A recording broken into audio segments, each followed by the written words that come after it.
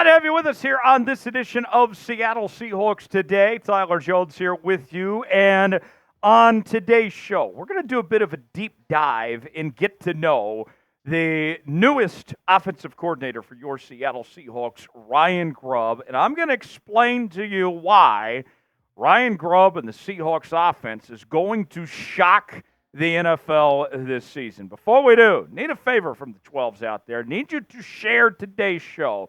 That way we can get this message out loud and clear about how dynamic the Seahawks offense is going to be this year. Click the share button, select the Facebook icon, then click post to Facebook. Sound off in the description. Let us know how you really feel. And then tag Seattle Seahawks from Chat Sports on your Facebook post. Rub our back, we'll rub yours, and we'll get this show out to all the masses out there of all the 12s. And do your part, and we'll get started here on Seahawks Today. All right, let's get to know Ryan Grubb, the new offensive coordinator for the Seattle Seahawks. He was hired as the Seahawks OC after initially accepting the Alabama OC job. To kind of catch you up on that situation, what happened when we saw that Kalen DeBoer, the Washington head coach, took the Alabama job. Grubb was a candidate for the Washington head coaching job, ultimately didn't work out. He ends up following DeBoer to Alabama, was there for about 2 weeks, and he said, I'm not going anywhere. I'm going to be Alabama's OC. And then a few days later, Mike McDonald convinced him over a couple brewskis with John Schneider to be the Seahawks OC. His previous experience, not just at Washington, where he helped lead the Huskies offense to the College Football Playoff National Championship and the last Pac-12 title ever this past year, but also was very successful at Fresno State as their OC. And this is not just a guy who's a quarterback guru or just an O-line guy. He has experience as a position coach in the college level with running backs, with wide receivers, with offensive line. So he's very well versed, if you will.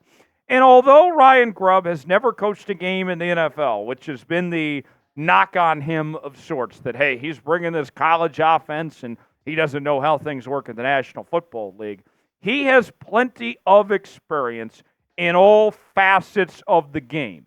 He knows football. He knows offense. So what will the Seahawks offensive scheme look like under Ryan Grubb in this new air raid system that he's bringing up from the college level? A mix of tempo. You're going to see at times the Seahawks run fast pace, run no huddle, but then other times too, they'll be patient and look to wear defenses out. It is not what you think of the old Mike Leach days at Texas Tech and Washington State, where they tried to run as many plays as possible. If that's what it takes to win, they'll do it, but they're not afraid to run the football and wear out clock too. Lots of screen passes, trying to get guys, get the ball quickly, kind of substitutes for run plays, and that's where the pass-catching running backs play a pivotal role in that sense. Mixed gap scheme and zone blocking techniques. You'll also see them stretch the field both horizontally and vertically and spread the field with the run as well. It's all about spacing, right? Getting guys out in space and try to win in those one-on-one situations from there. So I'm a fan of this offense. There is another big element that we'll talk about here in just a moment, but I want to know this. Do you believe in Ryan Grubb's new offense? I am all in. The more we get into the details, it intrigues me. What do you guys think? Y for yes, in for no, if you're all in on this Seahawks offense or not. All right, so the big thing, besides those 5 that we talked about, is the emphasis on chunk plays. And think about this. Geno Smith's been a very good deep ball passer, right? So that should play to his strengths as well as far as getting those chunk plays goes. Brian Baldinger, who works for the NFL Network, does Baldy's breakdowns on Twitter and on Instagram. I'm a big Baldy fan. Baldy's a great guy. I've had many conversations with him. And he recently did an interview with Seattle Sports talking about this Ryan Grubb offensive system and kind of giving context to the emphasis on chunk plays. And this is what Baldy had to say. Listen to this. I think the Seahawks can get those big chunk plays that we saw from Washington and all those great games they played last year, whether it was Oregon or Washington State or USC. I mean, they needed those big chunk plays, And that's some of the things that Geno was speaking to. I've gotten to know Michael Penix pretty good. I kind of know some of those concepts. I'm excited about seeing this transfer to the NFL right now, and I'm anxious to see if they get some of those big chunk plays that we saw Michael Penix do at Washington. So let's provide some context here of the Washington offense that was so dynamic. We mentioned getting all the way to the College Football Playoff National Championship, winning the Pac-12. Michael Penix was a Heisman finalist. We know about Rome Odunze, Dylan Johnson. They had some real talent on that Washington team. And think about this. Penix ranked number 1 in all the FBS last year in deep ball passing, according to PFF. So Geno's going to like that. With a total of 1,787 deep passing yards. And the way they manage the deep passing, the way they rate it, if you will, according to PFF, is passes that are thrown for 20 yards or more. So you're talking about Michael Penix had nearly 1,800 passing yards at the college level last year on pass attempts of 20 yards or more. That's pretty good. Think about this. Besides the scheme fit, all right, which I am all in on. I like the scheme fit. The Seahawks also have the talent to make this work, right? When you think about coaching, really in all sports, not just football, but basketball and baseball and everything in between, you can only do so much with your scheme based on the talent that you have, right? If you don't have the talent, then you can't do complex things and go to the next level. The good news is for Seattle, when it comes to these skill position players, they have the talent to do what Ryan Grubb wants to do to maximize their potential here. Baldy with more on the Seahawks offense here. Listen to this. I've always thought that the new concepts in football come out of the college game, and they just keep coming. The semifinal game between Washington and Texas, they don't win that game without Ryan Grubb and the deep passing concepts that they have.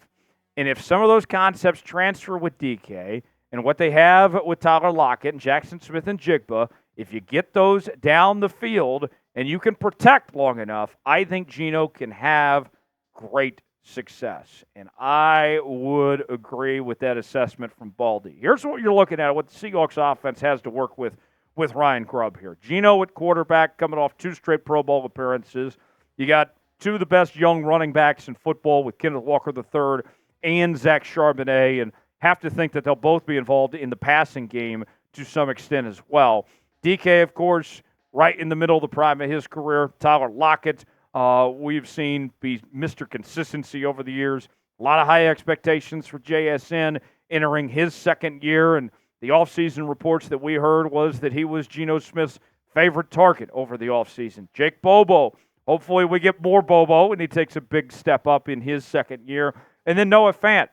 Hopes are high. Shout out Panic at the Disco for Noah Fant as he makes this transition to be the guy that this offense, although in the prior regimes with Shane Waldron and company, kind of ignored the tight end position, if you will, Noah Fant should take on a significant role with the hopes of him being that top 10 level tight end the Seahawks thought they were getting when they traded for him in the Russell Wilson deal.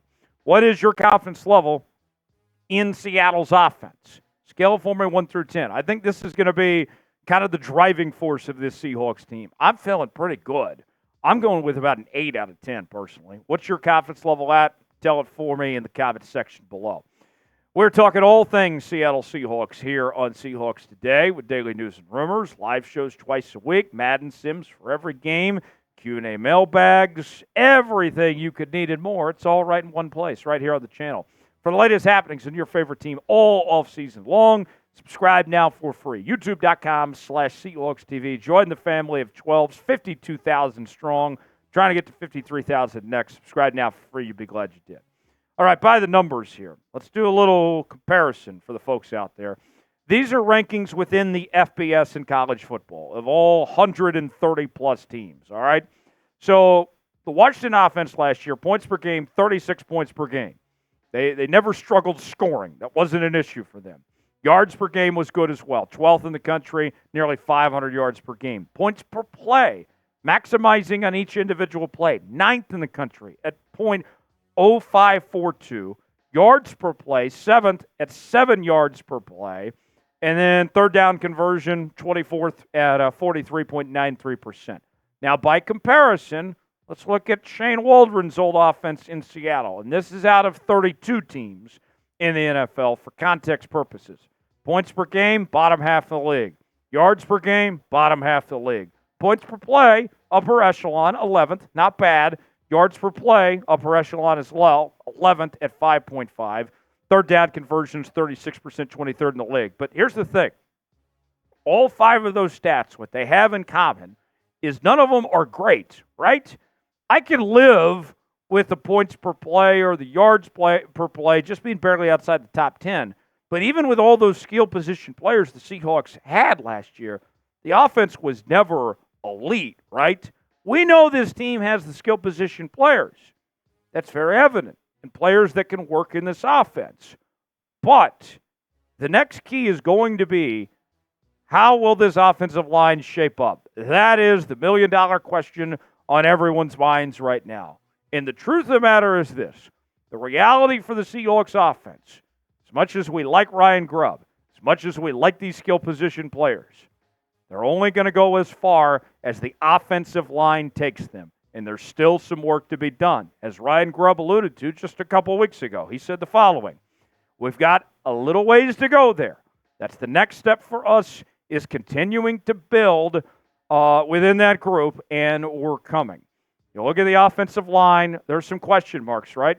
Charles Cross, I would even say, is a question mark because he hasn't lived up to the hype just yet of that top 10 pick that he was a couple years ago. Like in Tomlinson, what version are they getting? Are they getting the player that we saw from San Francisco that was a Pro Bowler, or are they getting what we saw in New York, which just wasn't good? Olu Owatimi, second year, first year as a full-time starter. What does he have to offer? The right guard spot. You got a rookie in Christian Haynes. You got Anthony Bradford coming back. And Anthony Bradford, jury's still got out on him. You do have options there, but is he the one going to step up? And then I think the biggest question mark of all, Abraham Lucas. How's that knee going to hold up? Is he going to be healthy? And then if he is healthy, how is he going to fare when given that opportunity? Luckily, you do have George Fant as your backup swing tackle, who I think we will see a decent amount of throughout the year. Do you trust Seattle's offensive line? I know that's a tough question to ask. When you ask about trust with anybody, that's not easy to answer. But what do you think? Do you trust this group to get the job done? T for trust, D for don't. Let me know. If you enjoyed today's show, share the video. Get this out to as many people as possible. Make sure they're a part of this family here on Seahawks Today. I'm Tyler Jones. I'll see you next time. Thanks for joining us.